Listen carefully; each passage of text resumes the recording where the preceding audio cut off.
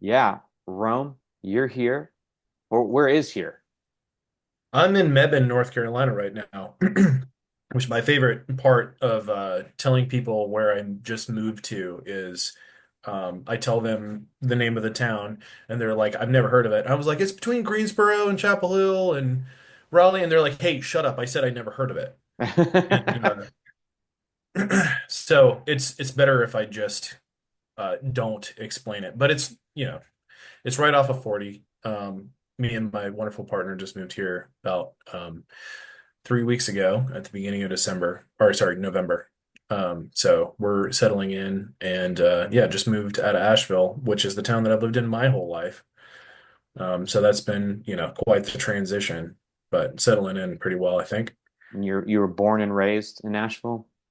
Yeah, everyone said that I was a rare find because a lot of people locate out of the town, and I'm kind of getting why Hmm. now. Yeah, But yeah, I grew up in Asheville in Woodfin, so the little township just north of North Asheville.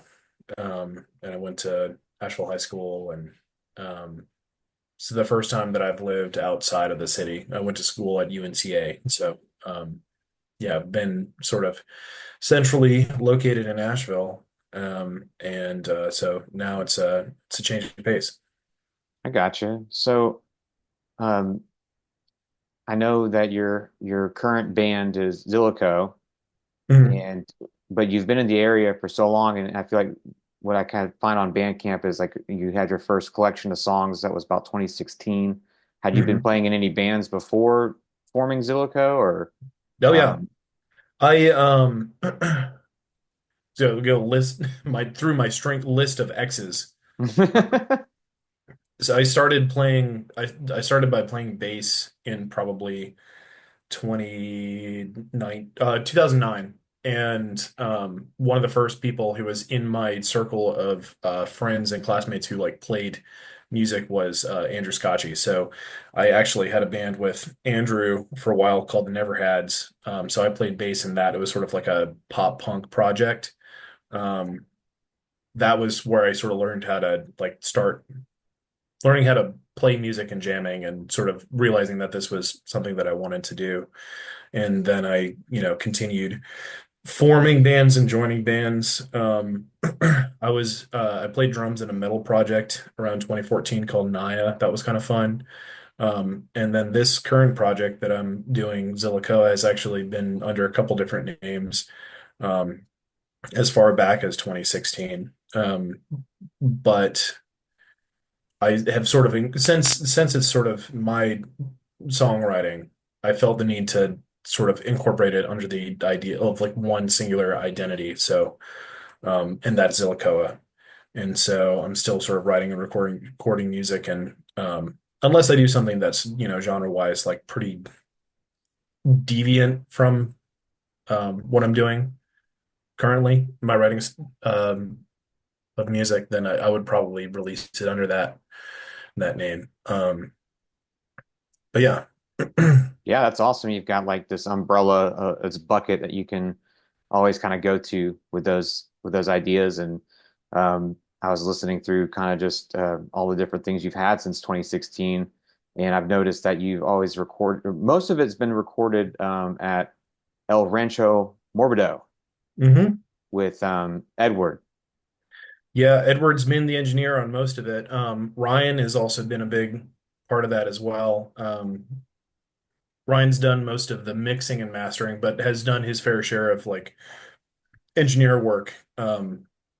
The first project that I did with Edward was called Dharmamine, and he recorded and then mixed the Dharmamine album, which I think stylistically is kind of like the oddball. That's the band that I was doing before I sort of like found my footing as far as like what I felt like my uh, musical identity was.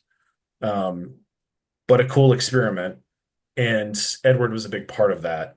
And so I worked on that project with him. Probably that was probably 2013 that we were doing that record. Um, But yeah, I was lucky enough to run into the people that I wanted to work with in terms of recording really early on. And so it's always felt pretty the process of recording is probably my favorite part.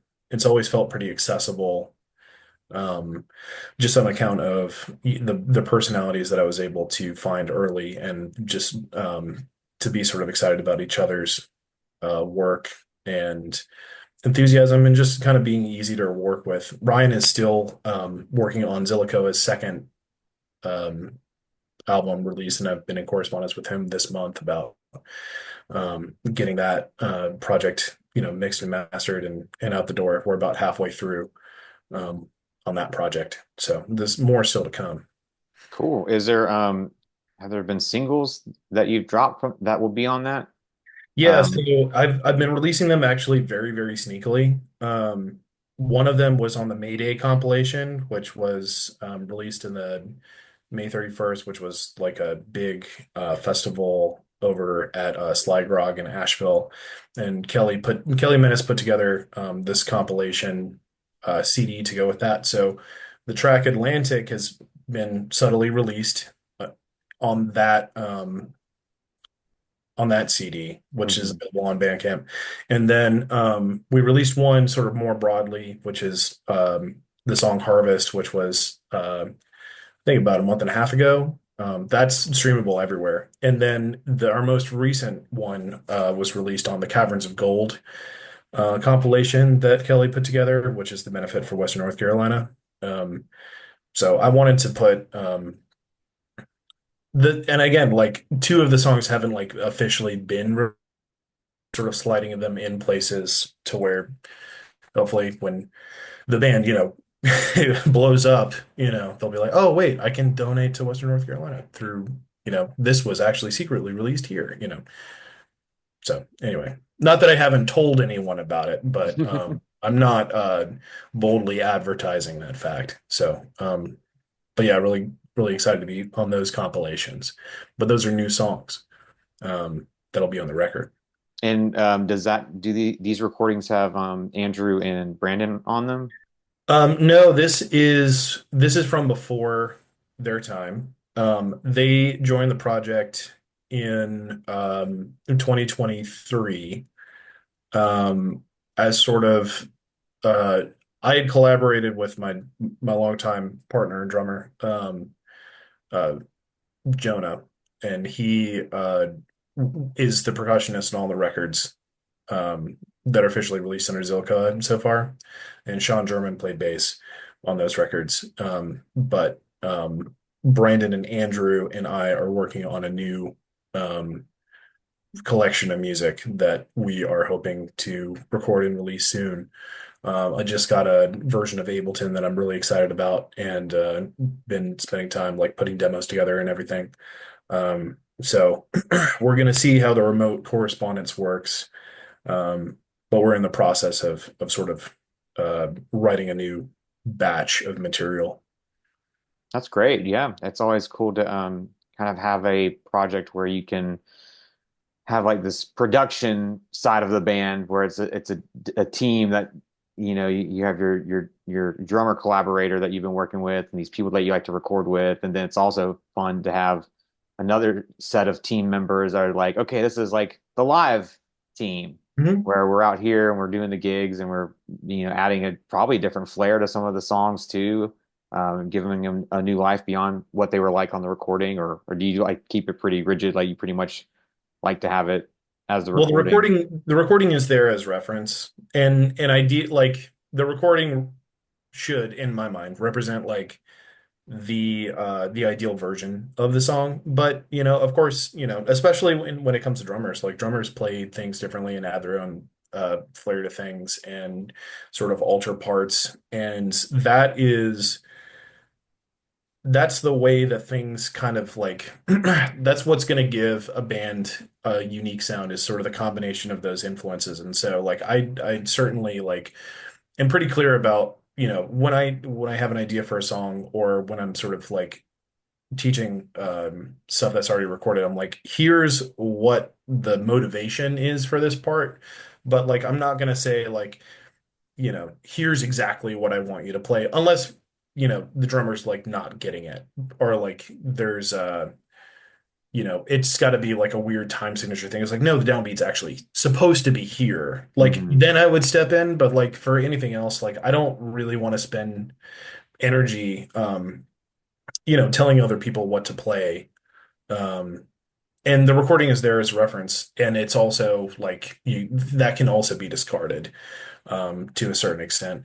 I am really looking forward to doing the next batch of material with these folks because it's going to be work that they sort of have sort of composing their own parts and playing them. It's going to sound more like them. I will say that like since recording, it's been kind of difficult for me to shake the feeling that like I'm doing a cover band of my own songs. Um, and so I'm looking forward to like, seeing what this ensemble that I'm currently working with like really has to offer in terms of like what they bring in terms of like their musical ideas and how they would articulate stuff. Um, but that's also a product of like when I was bringing Andrew and Brandon on, um, I was sitting on the first record and trying to get together a set basically to like do a promotional push to like get that record out. And so we learned the songs that sort of made sense and we could play to represent record number one, which came out August of last year. And so since then, like we're working on songs, learning songs that I like had drafted out in like January of this year. But just stuff happens. Like life is chaotic and strange, and so I'm sort of taking a break from playing together often, but hopefully pushing forward on, you know, um, getting these ideas together and sort of making the next big step forward in terms of that project. Yeah, you're sitting on a hefty little catalog of songs, my guy. Yeah, yeah. And that's the thing is like I just kind of want to get it out. I want to be able to share what I've been working on with people. And if like down the road I hear that someone connects with that or the music helps them like through a tough time, like that's the really rewarding thing.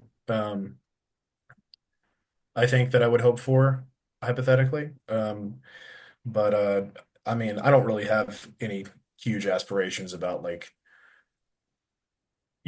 my career in music. I have a system that works pretty well. My biggest thing recently has been to really sort of break down the barriers between me and the creative process because a lot of these songs, particularly on these first two Zillicoa records, are songs that I have written and rewritten probably over the course of like 8-ish years or whatever. And so I think highly of them. I do, believe in the project, but I also like am trying to make an effort to create a process that is going to make it so that I don't have to be so precious with artwork because life is short. There's lots of ideas.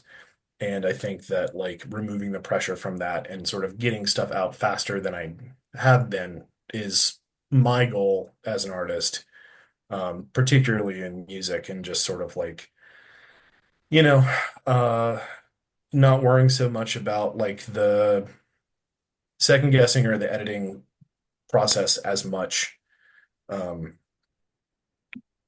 because that tends to slow things down. Yeah. Um, yeah.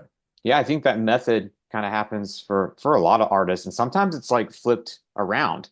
Sometimes you have an artist that is like flying by the seat of their pants, and they're just like intuition, gut, gut, gut, and throwing it all on the wall. And then as they create more and more as time goes on, they actually start making some albums and records where they're like, you know what, I'm going to take like a 4 year long uh, process or period to like, I don't know, really scrutinize every little thing, like just to do it. Because before I was always just running by the seat of my pants, and then to hear you say like you can really cut your teeth with this first chapter of songs, and now it's like that's a kind of like you built up your stamina and muscle for really churning over ideas and everything like that and going over them. And then so now you can enter this new wave of like, oh yeah, like I've built up my muscle with all this stuff, and now I can actually kind of just go with my gut a little bit more intuition and capture just what's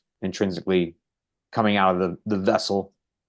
Well, and some of that might too be like like a product of like over practicing. Like um there were definitely phases of the project that we were working on really great stuff and didn't play shows, didn't record, spending a lot of time writing. And I guess the iteration of the project of Zillicoa back in like 2017 um, was uh, like there was a lot more of the writing aspect and rehearsing and practicing rehearsing. And then the past, like basically since COVID, I've honestly like kind of overemphasized like playing out and playing live. And I hope that we've built some degree of a following within, Asheville and the surrounding areas. But it's just I'm sort of getting into a different sort of philosophy around playing shows, and I wanted to cut my teeth and practice doing that, and like because for I don't love playing out.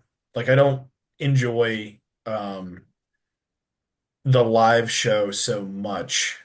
Um and I wish that I felt like it wasn't so dependent on like what the audience was doing, but I it kind of just does. I find that like there are some shows that are super encouraging and that's like 1 out of 10. And the sort of like, cutting your teeth, playing a bunch of shows, has made me a better performer, which is a different skill than like writing songs. Hmm. And I think that that's important to build. But now I've done the writing part. I've agonized over this like group of, I guess, between the two records, it'll be 22 songs out. Um, and sort of making them sort of as perfectionistic as I can. And when I do the next batch, I just want to say, here's the idea, execute it as best I can. And then that's enough. Like it doesn't have to be rehearsing is important, obviously, but like it doesn't necessarily have to be this sort of like drill instructor kind of regimentation, which like it totally has been in the past. Like I have led projects and put myself through um a lot of rehearsal time and a lot of like going out and playing shows, and it isn't necessarily always rewarding or fun, but like I don't know, I feel like I've done it enough to where like the happy medium balance of like balancing the intuitive with um you know what it takes to achieve results. Totally. Um, yeah, and I am leading a project, and one of the things that I did kind of early on is just like take 100% of responsibility for like, I'm going to book the shows. I'm going to do the artwork and manage the merchandise and write the songs and stuff. And all the people in the band have to do is show up and enthusiastically like rehearse with me and then come out and play shows. And then we split the money 3 ways. Some bands like do the band fund thing where it's like all the stuff, all the money from the band goes into band fund, and then that's how they um, pay for the records, the recording, the merchandise and stuff like that. But I feel like it's important to like, um, I can't offer the people who want to collaborate with me much. And so I just feel like it's important to that's my way of saying thank you. Hmm. Um, because, it wouldn't really exist in its current form without them. So I feel like Yeah. it's, Yeah, no, there's definitely a good purpose in all those roles. Having somebody that is like, in charge of the booking and the production and writing and everything, and then delegating it. And there's been times where I've been that musician that's like, oh man, you've done all the stuff that would give me a headache, like trying to figure out the songs and all that. I just get to like listen to it and learn it and ask you any questions I have, and we're playing this Friday. Let's go. Like sometimes it's fun just to jump in like that as a musician, jump in. It totally is. I joined a band last year called Fillern, which I'm not playing with them anymore, but I was playing bass in this sort of emo punk band. Um, and it was so cool to be able to jump into a project and just sort of like play along and not have the response. It was like it was itching a totally different part of like my um my need for catharsis through music than Hmm. doing the writing stuff. But if I was only being a bass player, that wouldn't be enough for me either. So like, you know, taking all the responsibility and had treating it like, it's your long-term art project is a necessary um, cross to bear. But, playing out and doing that, it doesn't scratch the same itch as like going and playing some really fun, cathartic, like emo songs that like hit hard and playing bass. Like the pressure's off. Like I can just rock out, that was so cool. I really enjoyed doing that project. Yeah, I printed their shirts. Yeah, those were dope. Yeah. That logo is like just so bold, and it's the dog with the tear, and it was hmm sick. Yeah, I think that they are in the process of I know I've spoken with Dave and Ryan. I know that they're still continuing to work on stuff, and they just got another guitar player, and so I think they're in search of a drummer right now. So if you're a drummer and that that story sounds appealing to you, and you like bands with cool t-shirts that Joey makes, so low bar, but Yeah, so it sounds like you could be releasing a double album. You've got this one that's getting all together, and then that would be like the classic style Rome and production team, and then you could release simultaneously the one with Andrew and Brandon on it too. well, you gotta keep it a trickle. You get Yeah. trickle of engagement. So my goal was to try to get record number two out this December. Given recent developments, you know, weather related, I want because it's got to be in Asheville. I Hmm. think that it's going to be better to hold on to it until springtime. So Yeah. that's roughly my goal for as far as timeline for this. And I'm just I'm ambitious, but I certainly don't want to like push anything. But there's going to be a lot more to come, and hopefully at a steadier rate. And I just hope that it is a vehicle through which like people can connect and feel connected to music. So we will see Yeah. how Well, it goes. that sounds exciting. I'm looking forward to it, and I will definitely be there. Thank you. Yeah, that'll be a fun event, and um, I've enjoyed the singles that you have released, and I was noticing that you've done this kind of trickle out method before, at least on your Bandcamp, where I was trying to Hmm. piece together everything, and I was like, oh, okay, so these things ended up on Kudzu. You had Marrows and Libera, right?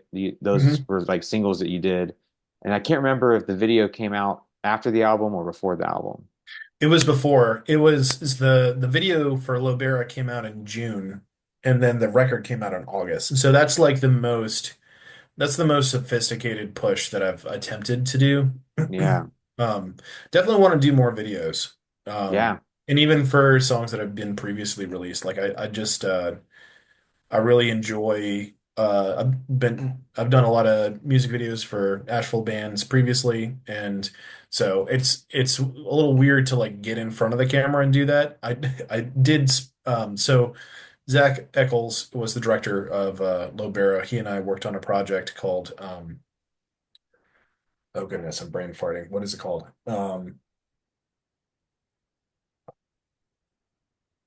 I hope you edit this part out. It shouldn't be this. I don't really do any editing, but yeah, I Well, just let it he roll.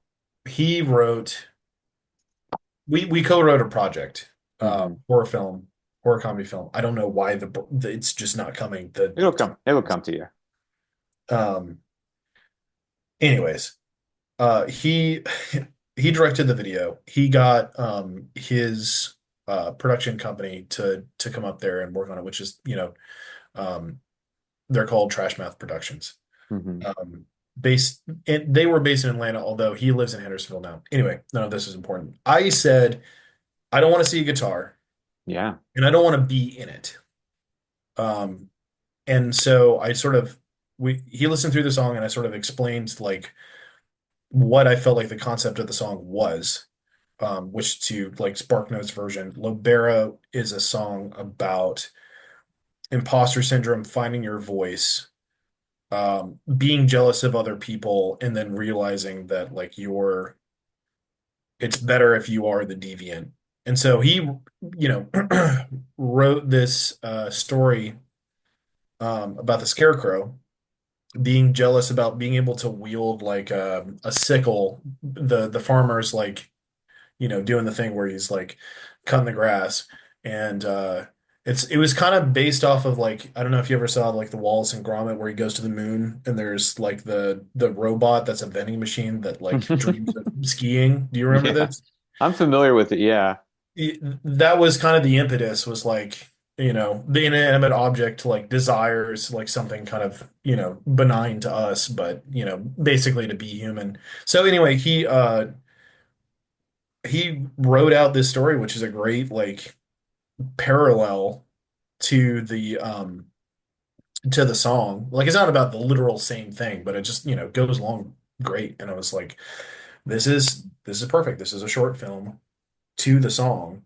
Um, and probably in the future we'll do more music videos that will sort of like center the band, like pretending to play instruments and stuff like that, because that is like dynamic and fun to watch. Hmm. But Yeah. um, And you've incorporated that into your own work too. So the first one that comes to mind is the Snake Whale video, where you had a great blend of performance and narrative. And yeah, I'm using, by the way, I'm using the free version of Zoom, so it wants to boot us off in a certain amount of time. But if you're cool with it, we'll just take a little break and then come back on.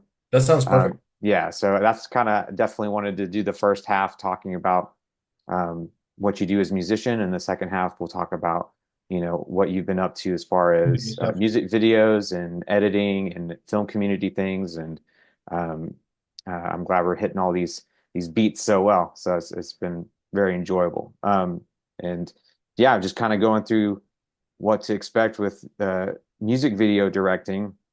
It's looking like since 2019 you've got 6 videos under your belt.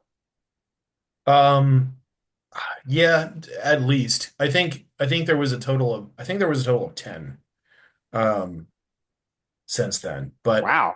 there's Crooked Ghost, I did two. I did one for Katie Sachs. Okay. Um, I did some for Andrew Scotchy. I did some for and I did two for Wyla. Um, Really? Okay, yeah. So yeah. th I okay, so that was just 6 that you sent me, and there's Yeah, 10. That's I a send you the ones that I felt like were I've also been punching up my resume recently, so like yeah, when we're excited, I was like, yeah. I was like, here's my portfolio pieces, but it's not everything. Um, yeah. That's cool. I didn't realize it was 10. I knew you're just been kind of on this wave I of just really I really tried to manufacture the wave, especially last year. I had plans to do more. I was going to do another one for Fantavex, and I definitely wanted to do a couple more for Zillico, but there was a lot of life stuff that sort of yeah, sprang up. So, still interested in working with these people on all these projects, but there especially like especially after Helene, like there's been so much that's affected the area. I yeah. want to give people a break to get on their feet. Like it's been you know going to like almost what 6 weeks without water. Yeah, yeah. Yeah. Right. I mean, right now I'm in Black Mountain, so I'm checking in, but yeah, Black Mountain's kind of bounced back. But That's good to hear. I Yeah, I mean, it's just been such a drag for everybody that I just, I guess, want to hold off asking people to do things like participate in my ambitious projects, especially since I just moved out of Asheville. Hmm. So I just want to give everybody, a chance to catch their breath. And, the holidays are coming up and everything. But, we'll see what 2025 has in store for Yeah, us. We can go from there. yeah, I believe it. So on that, we'll take our break now and we'll jump back on. Okay, Awesome, man. sounds good. I love that voice. Recording in progress. So we've got, it looks like music video stuff. What do you remember what year you started like really rolling with that? Was it 2019? Was it a little bit before that? So yeah, like it's hard for me to like there's a certain point where you go back enough years and it stops being like a year and it is like it's this year of high school or this year of college. Um the first couple of music videos that I ended up doing was on it was probably like shortly after graduating high school. Um and like on Handycam video like HD like video camcorders and stuff like that. So I did a couple for Andrew Scotch and the River Rats. I think I did a couple of other as well. Like we were filming stuff all the time. So started with that. So that must have been 2011. So officially started then, but basically after college. So I graduated in 2017. So 2017 on, I've done at least once a year. In some years, it's been like three or four. Um, but yeah, the origin was definitely early on. There was a tape, when I say tape, it video cassette that my dad had and he gave to me, which was it was called Young Rock, and the bassist in his band, I guess he was post college or whatever, but before he met my mother, he was in this band called the Sex Police. Um, the bassist of that band, Norwood Cheek, um, had a compilation, a video cassette of all of these bands from Chapel Hill that he had done music videos for, and he shot them on Super 8 film. And so it was this video cassette, and I would just sort of like watch through it, and there were bands like Superchunk and Archers of Loaf. Norwood made a video for the Squirrel and Zippers, but this was before that. So it was sort of like college, post-college era, like 90s stuff. And so that was like my inspiration. And for a long time, I wanted to do my own like body of work that would be a compilation release like that of Asheville bands. And I, of course, saw that and started like pitching it to bands like probably as early as like 2014. And it turns out that like people in their like early to mid 20s are like super flaky. And I know, right? Like weird. So it, but that includes myself too at the time. I was like, I want to do this project, but I don't have follow through. No one around me has follow through.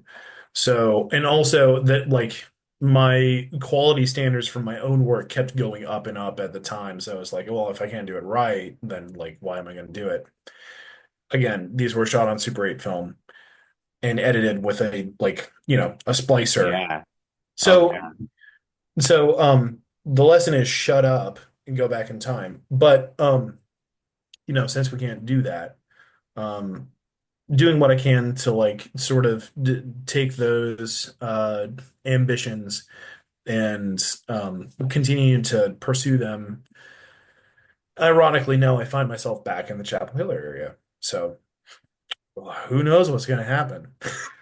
Yeah, that's awesome. That's so cool that that your dad's bassist in the band was also filming music videos. Yeah, he was shooting music videos for a lot of like I remember finding this is going to be stupid and that's why it's awesome. I came across this magazine article that called because this was 1989 to 94, right? So during that time, the biggest word in the world is grunge, right? Hmm.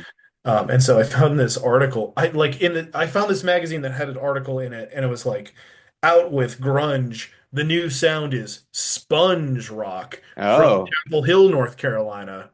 And it's like like these bands have done well for themselves, I would say, like this handful, like from the scene, like from that era. Like I'm thinking of like Archers of Loaf and Mac McCon started Merge Records, which has been huge. He was in Superchunk. Um, and the Zippers were part of that too. Um, but a little later. I think they were like maybe 95, 96 when they started. But yeah, anyway, that was how I got into the idea. I was like, oh, well, I'm gonna do that then. Um, and so yeah, so I've done just a couple Yeah. music. Yeah. Yeah. Have you been developing any kind of like process when you collaborate with the bands, or is it kind of just different each time? Is there um, certain methods that you are wanting to explore different with your next endeavor? Or My experience most of the time has been, and I don't know if this has to do with like the band's perception of me as an artist, um, but most of the time the bands have been pretty hands off. They've been pretty much like whatever your concept is, we're good to go with whatever that is, yeah, which is a great like idea like for creative freedom, but also it's also helpful sometimes to like get an idea of like give me a direction. Because if I'm coming up with everything from scratch, like it could be anything. It's sometimes better to have like a little bit more of a direct idea. And I've spoken to other like people locally too. David Gwaltney, for example, just did a music video for Bombay Gasoline. From what I heard, they had a very specific idea about what yeah. they wanted. And I've worked with people too who like have concepts and ideas, but like I would say like one out of the 10 has been like I specifically want to include like this imagery, here's what the song means, and a lot of the time it's like it's pretty open-ended, which is, a blessing and a curse, you know. I thought the visuals for your Crooked Ghost video were very lush and imaginative. Um, how did those visuals come about? Okay, so you're talking about Black Rainbow. Yeah. Yeah, so one of my big influences in film and especially in music videos is oh my goodness, I'm going to do it again. Michelle Gondry. Oh Okay. yeah. Yeah. So, and the idea being that like your subconscious is then tangible, Mm. and you're working in kind of a dream logic space. So, with the Crooked Ghost video, Signs of Sleep was my favorite movie for a really long time. There Great was a lot film. of like big stitches, felt Hmm. stuff. Anyway, so one of my art school friends made the heart. And then the concept being that like the heart is like a pin cushion, and then the soul of the artist is like inside the heart. So like whenever you put a pin cushion, it's also like a voodoo doll. So you're like hurting yourself. Yeah. Um, but all of the I think honestly, like the concept of for the video was like getting bad advice from your friends, bad relationship advice from your friends, Hmm. and like whenever someone offers you like a gem of wisdom, it's actually like a piece of glass that you use to like cut yourself because when you take everybody else's like creative criticism on like your art project or whatever, because I just got out of art school also. It's like okay, like the idea of being like, okay, well, if I'm used to teachers marking my work and fixing my grammar. So that means that whenever my art school colleagues comment something on my art piece, if I just fix whatever, by that logic, whatever, if I fix what they said was wrong with it, um, that means that my work will be fixed. And really, it's death by a thousand cuts. So that's what the video is about. Yeah, I highly enjoyed the visuals in that and the just the concept of it. It's not really like a narrative or story, but it has uh, actions and consequences. It's very much in it and flows with the song. And you're able to do a performance like the lyrical side of it was really cool to see. I liked that a lot. Hadn't seen that video before from you. Well, thank you. Yeah, and that's yeah, Ray from Crooked Ghost was a big part of that too. Um and you know, just you get the opportunity to work with people who have faith in you, and that's um you know, and at the same time, like I'm hearing the music and I want to, you know, I do a thing some people do, I'm sure.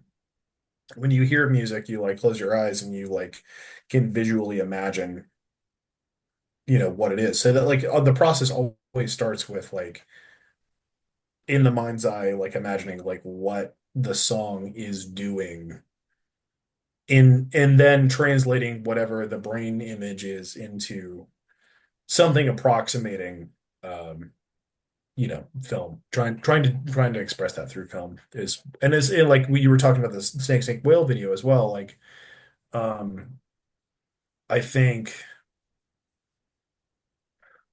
you know, I recently had to move out of a place that got sold, Mm, out from under me, without, you know, and that's a tale as old as time. Like it's happening all the time to people specifically, like, I mean, all over the place, but like in Asheville, it's the housing issue is really prevalent. And so, um, you know, in the process of, I remember when you know, I moved into this apartment for about 2 years.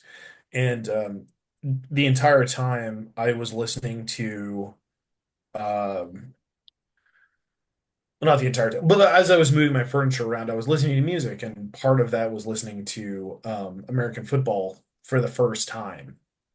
And so you got all these blank walls, and I was moving in, but I yeah. had just moved out. Anyway, so like the idea that like when you have to like move in or out of a space, you just whatever you're hearing is all you have, you know. And so the projections on the walls there of the band, I felt like was like a cool idea to like integrate that along with, you know, Snake Whales like concept, like the primary concept of the band like is nostalgia. Hmm. And um and I think that, you know, that's the way the music makes me literally feel is like the walls are painted in it, you know. It's surrounding, it's encompassing, but I'm also mournful and forgetful. Like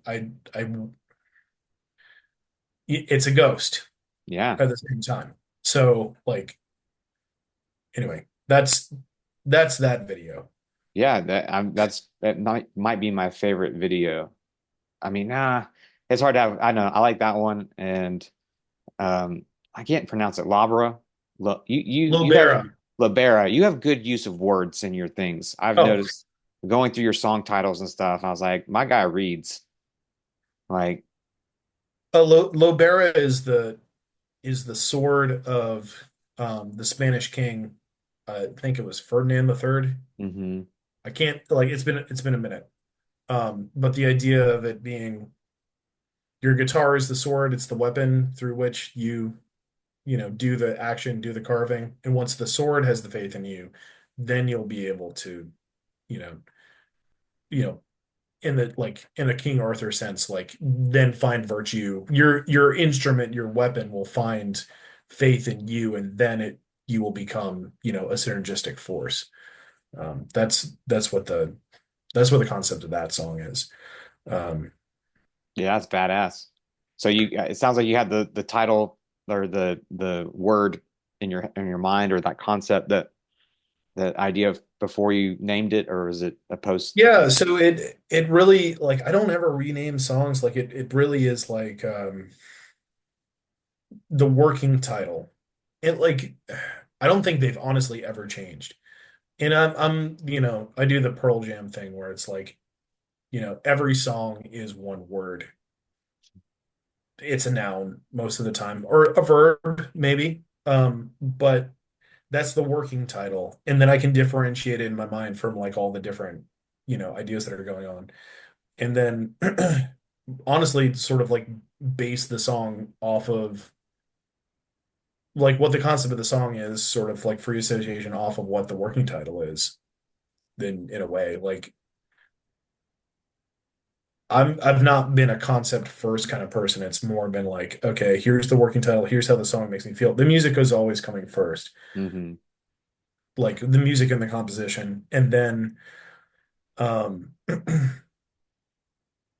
the concept kind of develops as the lyrics are being written, and then but in large respect, like after, and things are like tweaked, I find that like the songs become very meaningful to me like once they're recorded and I hear them coming back at me.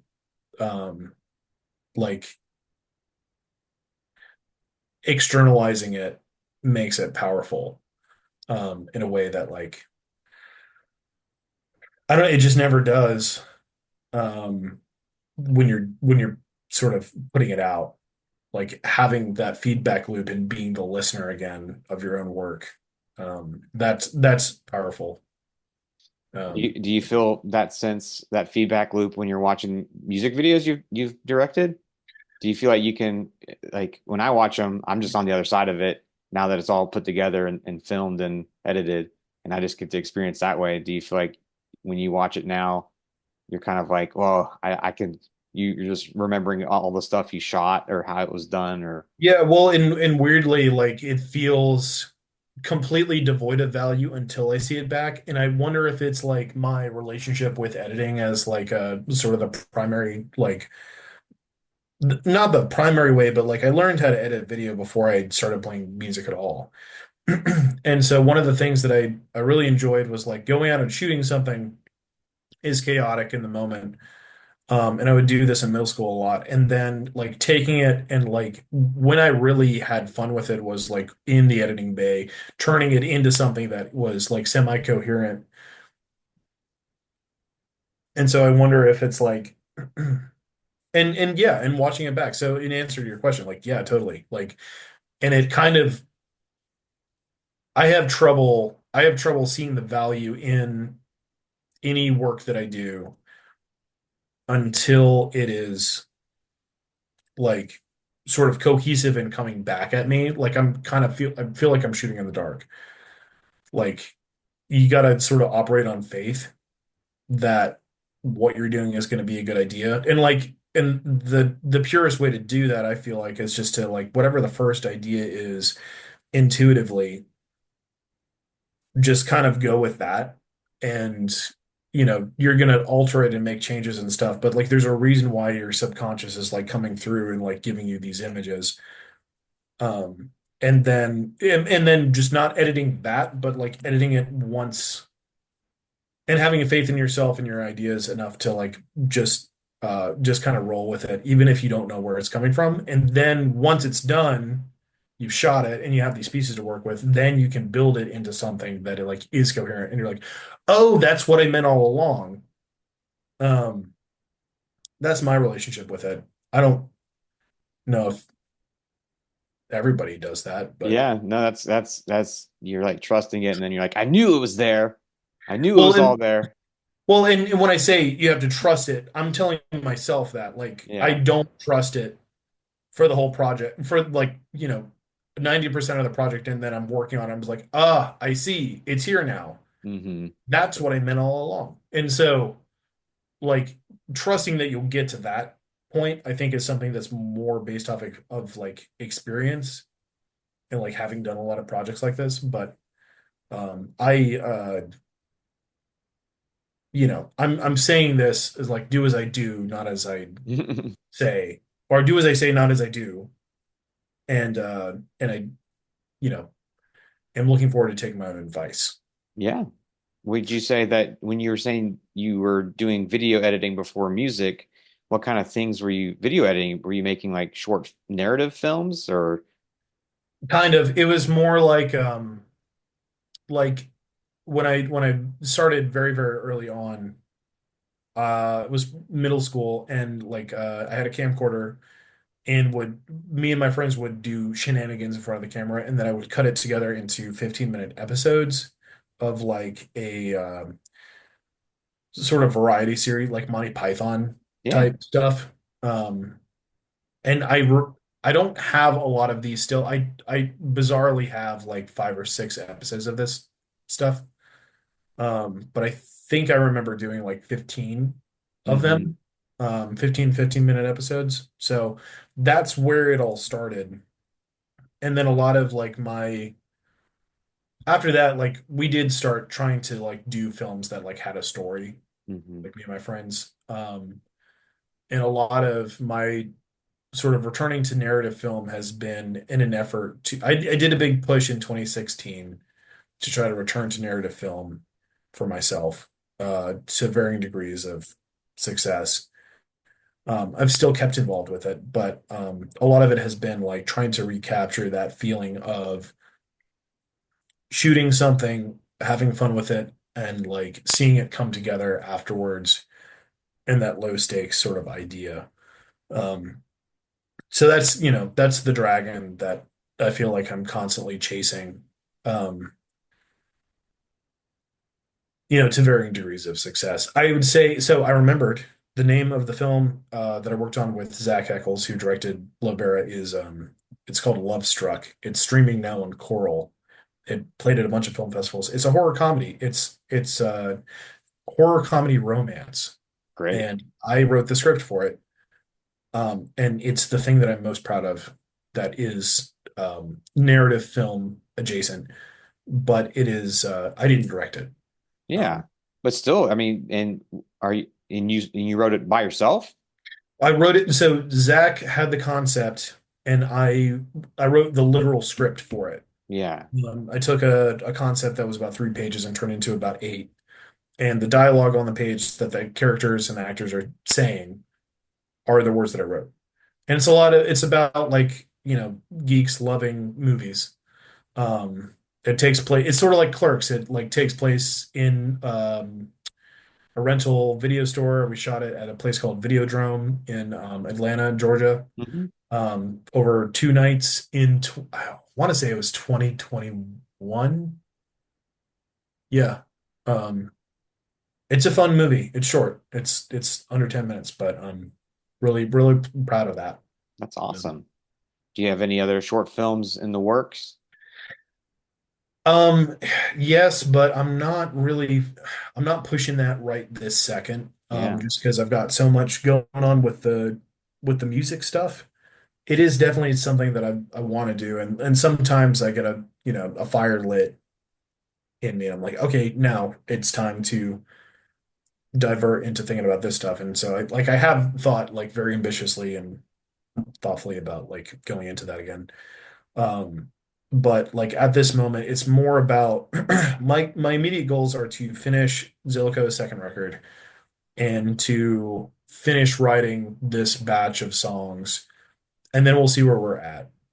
Um, I'd love to do some more narrative stuff. I'd love to do more music videos for people, um, and for myself. And I think that a lot of, the past, probably since 2016, one of the things that I've sort of missed, like I do enjoy working on music videos uh for bands, friends of mine who like I see the concepts and I'm excited about them, but um I find that it's a diversion from really focusing on what my ideas are for projects that are totally my own. Um, it's not necessarily client work, because I get to use it as a creative like playground for sure. But it's still not, it doesn't center myself. And so one of the things that I am hoping to exercise in the next like, couple of years is to try to create more art that like sort of is about and for myself, if that makes sense. Hmm. Yeah, that's awesome. Yeah, I'm excited to see what the next Zillicoa video will be like. If it'll be It could like be probably for one of the couple songs that are out yeah, at this point. Um, yeah, me too. because I have a couple ideas, but I really like am interested in surprising myself with whatever it is. yeah. And so all of these, editing is a big skill of yours, and that's led you to be part of some films that you shared with me. You had You're Killing Me was on there, and then upcoming in 2025 is Ashland, a documentary. Mhm. And how did you get involved? I guess we'll start with You're Killing Me. How did you get involved with that project? I was working for a company called Solus Films, and they were approached by um, this company. It's based out of Wilson College. I think some of the producers are involved with the faculty there. I don't know if they teach necessarily, but they were producing this film. It was shot in Rome, Georgia, believe it or not. Um, and so I had the opportunity to work on this feature film, which is the thriller about a couple of high school kids who like find incriminating evidence, and just it's all synchronicity of place over the course of one night. Lots of murders, um, lots of shenanigans. It was just like a really fun sort of like thriller action film to work on. Um, And was it a team of editors? Were you a sole, like a delegated? I don't know how editing works for a movie um, that big. yeah. So I got the best point in the chain, I guess. So the DIT work had already been done. So all the film had been ingested and put into um like timelines by day, which roughly approximated to the scene. So I like did the assembly cuts into the fine cut. Um the initial cut was I think almost 2 hours, and then we cut it down to an hour and 50, or sorry, an hour and 30. And that was the goal was like an hour and 20. Like it was really adamant that like the film had to be a particular length. And so I was working with the director every day. He was in LA, um, working on cutting this film, and to me it felt like the best work I'd ever done in my life. I think the movie is really fun. I would encourage everyone to like give it a shot. It's a fun movie. I was glad to be a part of it. And I got to like, put things in the film that like were making me and the director laugh Hmm. in the way that we were cutting it. Like it felt like such a great experience. And so like I really enjoyed that. That was in 2022. And I did another feature after that, which was a smaller budget thing for a vanity project for an actor in Atlanta. Um, and then Ashland, um, I am not the editor on that film, but I got to be the assistant editor for it. So what I was doing was like documenting the footage and marking throughout the project. And it's going to be a really cool documentary about like all the different kinds of subcultures that exist in this rural town in Montana, that specifically have to do with horses. So there's Amish people, there's Native American people, there are rodeo kids who do the rodeo who are like 14 years old. Yeah, the Um, the trailer was making me do a double take. I was like, oh, this looks like I was like, oh wait, no, this is from recent years. And I think it was yeah, the Kodak film, like old school film they were filming on, and also it's just a different culture than what I'm used to seeing. yeah, Um, it's like it it's very looked different. what they were showing looked different. Like it looked like a few decades old in a way. And on top of that, the graininess of or not the graininess, but the warmth of the Kodak film. Hmm. Yeah, but that's Gen Z and Gen Alpha. Like Yeah. the people who are carrying on the mantle of like horse culture in Montana right now. Like I think he started shooting it I think in like 2017 through 2023, and so it's getting a sort of a long post-production process, but his name's Wyatt Maw. He's a filmmaker who's been doing this project for years and years, shooting it on film, and I got to, go through, document the footage, and like do a couple of assembly cuts. So it's going to be a really cool documentary whenever that comes out. Yeah. Ideally next year, but I'm not involved in that project at the moment. Yeah. Yeah. Well, it's all really exciting stuff that you shared with me, and I'm looking forward to seeing more from you and hearing more from you. I've just been really, inspired. Also, your involvement with community. I mean, that you're the reason why there was a music video showcase and that we all got to collaborate on. Like, I noticed you were putting on your own, collection of here's music videos I've directed. I'm hosting a night here with a projector and a PA, and I love stuff like that. I'm like, yes, my guy, like, that is so cool. I just want to like give you major props for wanting to share your work like that. Well, I appreciate that. And honestly, like I'm sort of entering a new community here in the Triangle, and I have had really good experiences doing projects like that. Like I don't own a PA at the moment, but like that's all it's one step away, and then like making a friend who works at, we at a brewery, Yeah. to start doing this stuff. So I'd love to start getting something like that together over here. Yeah, and you and I were doing that was well, and I felt like for the audience listening at home, I had done a for the music video for Lobera, which is the Zillicoa um, single that was promoting the record last year. Did a collection of my own work. I think I just shot. I showed like three music videos. Um, and you were there, and I think you like brainwaved with me because there was a number of musicians who like showed up and were like talking afterwards who like played in different bands, and that this would be like a really cool like networking event.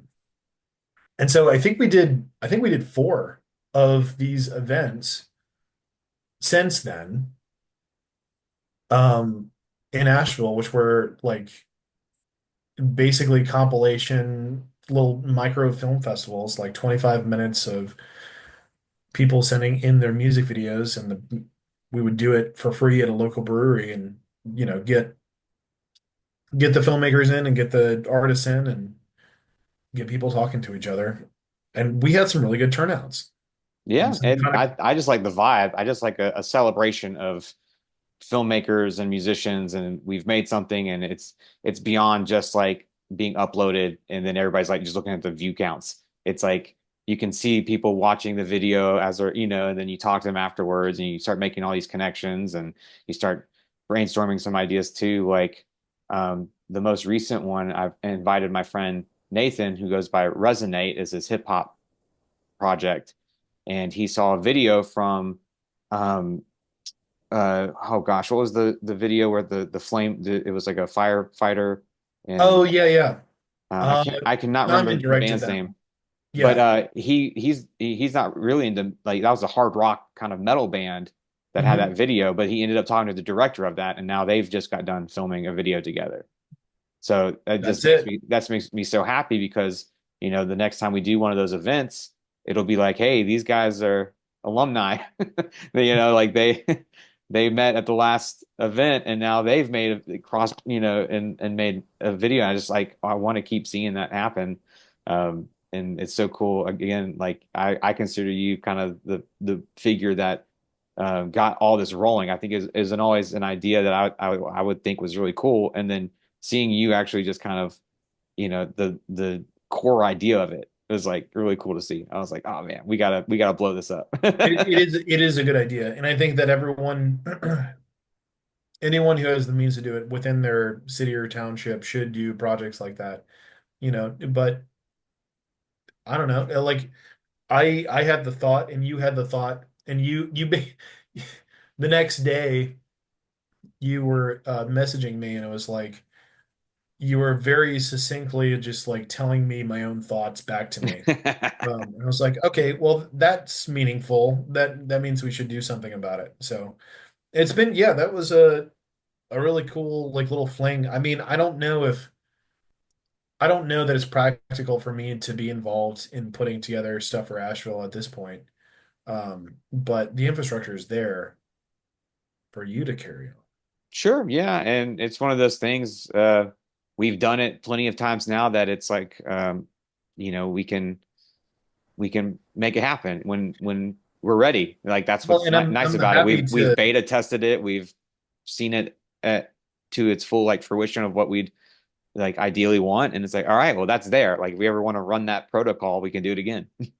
Absolutely. And I'm happy to like put together the screeners for that. Like Brittany had a Google form. Like uh the whole process of putting that event together was so easy Yeah, because she had enough communication and connections with um you know the people who are actually at the event space.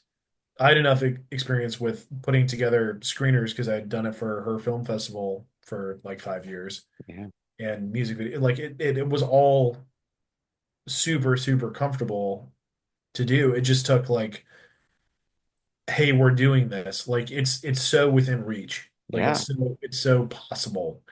Um, yeah, man. But yeah, so Zoom cut us off as soon as we were geeking out and we were talking about the series of music video showcases we did in Nashville, and just I think it knows that I'm using the free version, so whenever you get too hyped about something, it'll probably cut you off. mhm. It But usually happens at like 40 minutes in. It's yeah, like the perfect number for me to just like lose it. So, but yeah. So yeah, I liked your idea, your rough brainstorming of kind of like having a regional thing almost, or it sounded like something that you could apply to different community, different scenes, different music scenes in different areas. well, it's so simple to get it together. If there is a music scene, which like undoubtedly like between like right now I'm sort of evenly situated between like Chapel Hill, Greensboro, and Durham. And I know that between those like all those cities have active music scenes, honestly, in like a more diverse genre range than like Asheville has, quite frankly. So like I'm pretty confident that I could if I had a place to host it, I could most certainly like field submissions. It's just more of a fact of like people being aware Hmm. the project is happening. But in terms of doing it itself, like it's super low stakes and easy to do. So like I just I don't know, might take a crack at it individually up here. Um, because I don't know, it's easy and it's fun and Yeah, brings people together. those are two things I like a lot. Easy and fun and Well, celebrates honestly, creativity. yeah, my mentality really has been like if it is the right thing to be doing, it should be easy. Hmm. Like the thing should be synergistic in order to get like any kind of creative endeavor done. If you're like fighting tooth and nail, like I don't know, it seems like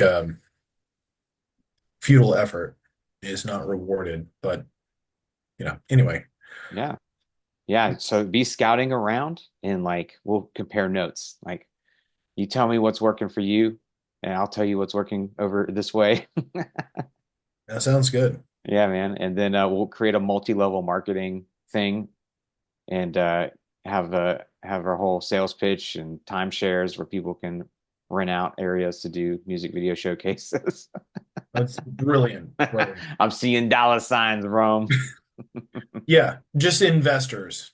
We'll just talk about the idea for a long time, and people will just continue to give us money, and then we'll get AI involved somehow, and then they'll give us more money, and we'll still not ever produce anything. We'll just the concept uh, will in and of itself be worth quite a bit on the stock index. So I'm sure there'll probably be big money bag investors listening to this interview podcast. And Yeah, you know who you are. yeah, the links are below. Right. You can find us. That being said, Rome, thank you for being on this episode tonight. And it's been awesome talking with you and hearing about your whole journey with creative pursuits and what you've been up to. And I'm excited again to hear what's next for Zillicoa and see what music videos you'll be making and projects you'll be editing on. And it's always a pleasure. Yeah, thanks so much, Joey. I Yeah, really man. appreciate being a part of this new endeavor. And it's just good to catch up with you as well. So Yeah, man. Well, you have a great evening. you too, man. Awesome, man. I'm gonna stop recording now. Okay. Yeah. Oh, whoops. Okay. So yeah, so I'll do it again. Okay. So I got my list here of these are the demos that I've been doing that are new songs. And yesterday I recorded like it was inspired by an old piece that was probably like the third song that I'd ever written. I did like an inventory. Um maybe ill-advised, but like I did an inventory of like old stuff that it like when I was first writing songs, like what I was doing. And I was like, if I, made, you got your verse, your chorus, whatever, but if I made it now, how would I do it now to revise it?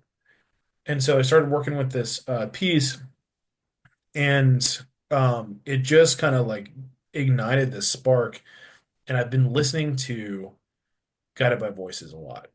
Are you Yeah. familiar with Guided? Yeah. So they do this thing where they uh what I would call like micro songwriting, where like I'm trying to remember the name of the song.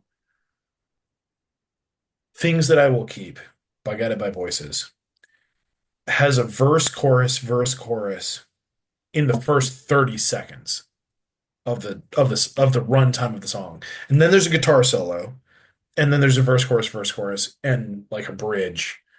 And it's just perfect. And it's like under 2 minutes. It's like, how do you write a song that is so incredibly condensed to where it's hitting all of the spots? And so I was able to take this idea and condense it into like basically 2 minutes. And the trick that I sort of identified was like if you have to like change ideas. And when I say that, like the parts, like say you like your verse, and then you go into a pre-chorus, and then you go into a verse, and then pre-chorus, but they all need to be like two measures each, and then you like just keep switching between them. So the song that I ended up sort of putting together has like 5 parts, but it's 2 minutes long, and it sort of shuffles those parts around, and so it's like my Guided by Voices homage piece. I haven't written lyrics for it yet, but it's just like a guitar thing that I was able to like put together in Ableton like 2 days ago, like starting at like 8 p.m. and like finishing at like 10:30. And I was like, Yeah. this is perfect. Like the ability to like remove all of the um remove all of the pieces like that get in the way of like achieving the removing all the obstacles between you and the idea.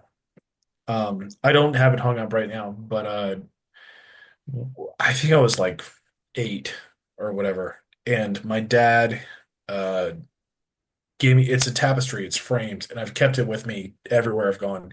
But it's a Ganesh, the Hindu god, the elephant Hmm. god, who's the remover of obstacles. He's got 4 arms and he removes obstacles from your path, and he's got different means of doing that. He's got like an axe and a bowl um and so like and I keep that with me all the time because I'm like if you can I don't know if you can remove the obstacles between you and the thing that the result you want every day, then it's I don't know it's easier. You get results. So um Oh Anyway. yeah, there's a reason I have like all my gear like plugged in at all times. Like this is like my freaking command station where there's always a guitar plugged into the interface. Um, when I open up FL Studio, I automatically have a template that's loaded. So it's like it's got my VST drums and all of my channels with at least some kind of guitar with distortion on there, basic synth loaded up, everything. So it's just like, oh yeah, just a few clicks, and then if I'm feeling ready, yeah, I don't have to like try to connect something and hook it up or anything like that. It's all just like there and dedicated. And what a benefit of the modern age to have Yes. that. Yeah. It's really like as much as we like to sort of idealize um the aspect of like having to like go and mic like even just like miking up amps. Like uh I don't know. Like you can. It sounds really good. Like I wouldn't want to release any music that wasn't coming out of an amplifier. That's just my like moral obligation. That's like saying that you know, I don't know, Yeah. trying to think of an analogy, but like it's really important to me that it sounds like it came out of the wall, you know. But in terms of getting an idea like into a space where it can be molded and like worked with and in a meaningful way, where you have that direct like malleable relationship with it, like the less barriers you have in between you and that thing you're trying to do is like um I'm amazed that it's taken me this long to get here. But it has. Like my whole life was like setting up like a little recorder in front of the amp and like trying to remember how to play Hmm. through the entire song. Like, I just turned 31 and I'm like, okay, Ableton. Nice. Cool. Late to the game, but this is the game now. So, Yeah. um, Welcome. thank you. We're gonna have just drum breaks and everything now. Yeah, I need to get a little MIDI keyboard so I can do like the drum pads and stuff like that. I don't love doing it on the keyboard itself. Um, but that'll come. Yeah. Yeah. It eventually you just start plugging in on the piano roll, like the MIDI, um, depending on what you're using. But yeah, most of my, I feel like Tetris when I, or Space Invaders when I program drums now. It's Mhm. like, that's why I like FL Studios because I just know the piano roll really well. So I can like get in there and just like click around and all my experience from programming Deftone beats and Block Party beats and White Stripe beats. Yeah, it all finally comes to come in handy and useful. Like Oh yeah. finally. Yeah, then I'll like I usually copy the kick drum notes and take it over to a bass synth or bass VST and then scoot the notes around. Not timing wise, but tonally. Like Right. Note wise. so the drums and the bass are like in sync. Like they hit quantized perfectly. Hmm. So and then it's hard for me. I actually do have a guitar VST called Odin 2, and it's a 7 string like Schecter that was sampled every which way.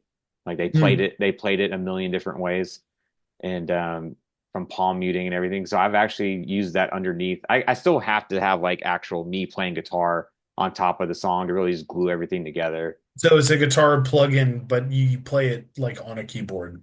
Yeah, yeah, and so And it like it changes with like how hard you like actually hit the key. yeah, yeah. So So you can if palm mute on a keyboard.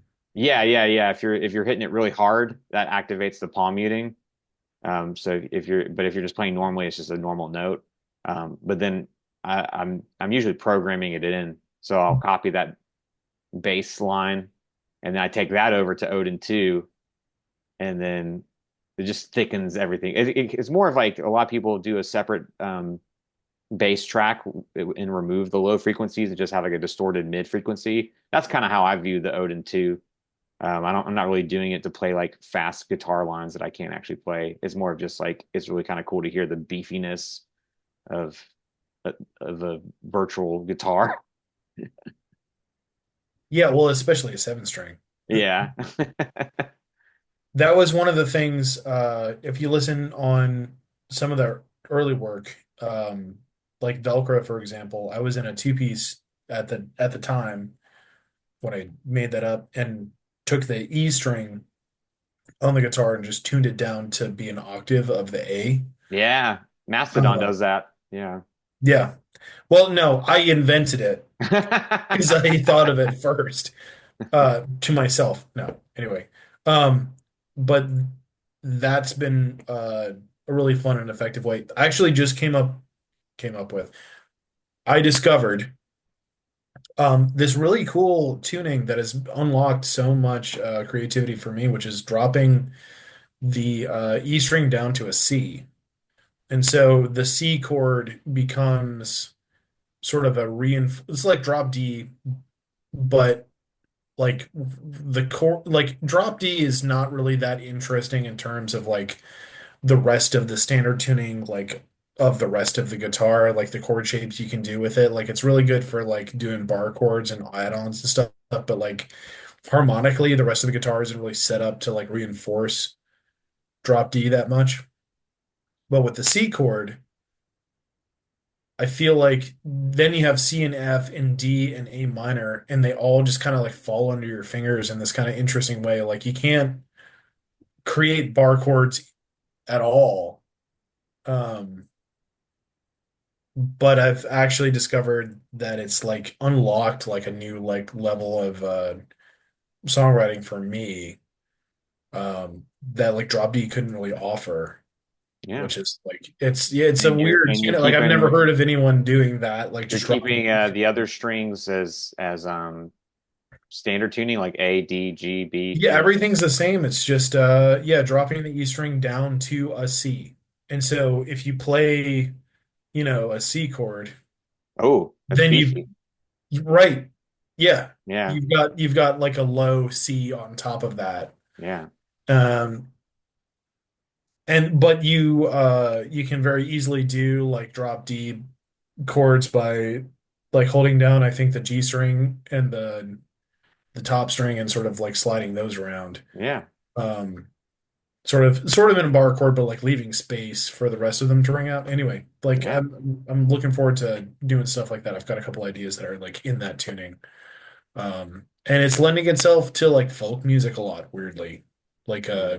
a hybrid of like folk and grunge, which is like super interesting to me. That's awesome. Yeah, I've got a weird tuning for the Nosferatu score. It's that's mainly based around a six string acoustic guitar, but it's like I can't remember the tuning, but yeah, it's basically a drop D tuning and then other things, but it makes the finger picking a lot easier.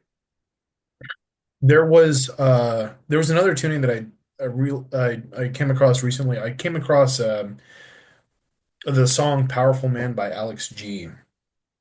I'd never listened to his work before. Um, but something about this song reminded me of like Raising Arizona in a way. Um, and the tuning was standard, but the bottom four strings were tuned. Wait, no, the bottom two strings, no, four, sorry. Bottom four strings were tuned down an entire step.